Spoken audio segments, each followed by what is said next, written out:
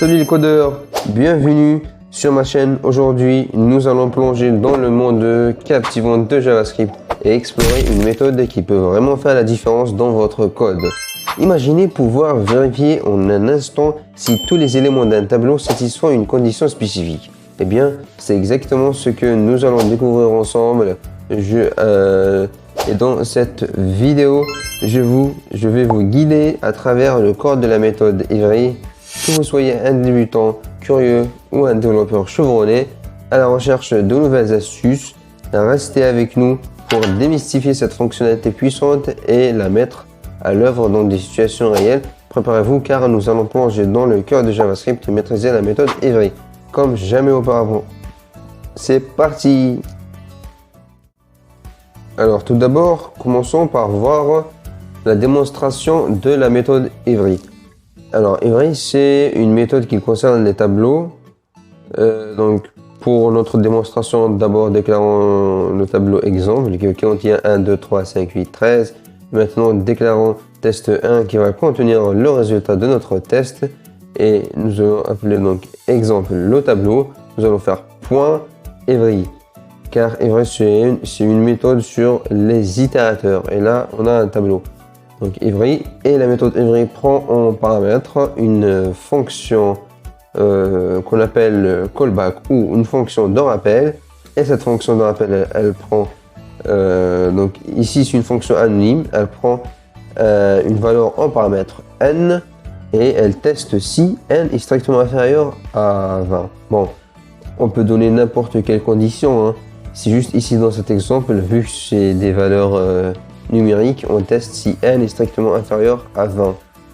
Alors maintenant, si vous voyez bien, normalement le test va donner true, car tous les éléments du tableau satisfont la condition. Toutes les valeurs sont strictement inférieures à 20. Donc maintenant, si je fais console.log test 1 et que j'affiche dans le terminal, quand je fais node le nom de mon fichier le 24.1 2024.js, ça donne bien true. Et voilà. Alors maintenant, essayons de faire un autre test où cette fois-ci, le résultat va être false. Donc nous allons mettre une condition, bien nous allons donner une condition qui va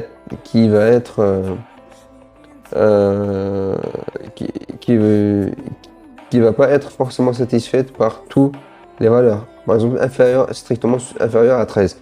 Sachant qu'on a la valeur 13 dans le tableau et 13 est strictement inférieur à 10. Donc quand on fait aussi un console.log dans la console et que je fais node 24 le nom de mon fichier, vous voyez bien que ça donne false. Alors maintenant, regardons comment ça marche. Écrivons le code de la fonction Ivry. Tout d'abord, déclarons la fonction. Donc Ivry prend deux paramètres. Le premier est le tableau qu'on va traiter.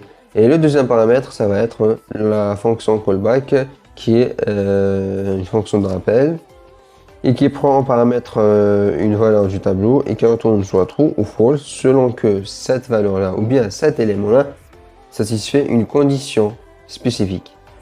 À l'intérieur de la fonction, nous devons avoir une boucle pour parcourir tout le tableau. Donc déclarons un index initialisé au début à 0. Et tant que i est strictement inférieur à la longueur du tableau array.length, on incrémente le i à chaque itération de la boucle. Voilà. Et maintenant à l'intérieur de la boucle, à chaque itération, je dois faire un test. Et nous allons tester si l'élément satisfait la condition de callback. Alors maintenant, vous voyez qu'il y a un point d'exclamation avant callback. Ça veut dire que on teste si callback retourne true, ça veut dire que là ça devient false. Et donc, on n'entre pas dans la condition, on continue la boucle. Sinon, si on a un false, donc là ça va devenir un true. Et là, nous allons retourner false et sortir de la boucle. La fonction callback prend trois paramètres. Le plus important, c'est le premier paramètre qui est array qui est l'élément courant ou bien l'élément sur lequel on est en train d'appliquer la condition. Voilà, return false à l'intérieur de la condition. Si on arrive à la fin de la boucle et que on n'a pas retourné false, donc ça veut dire que tous les éléments satisfont la condition. Donc là, on fait un return true. Maintenant, on déclare un tableau d'exemple 1, 2, 3, 5, 8, 13. Maintenant, affichons le résultat de Ivry T quand on teste avec la fonction callback de tout à l'heure. Vous voyez bien que ça nous donne true. Donc ça marche bien.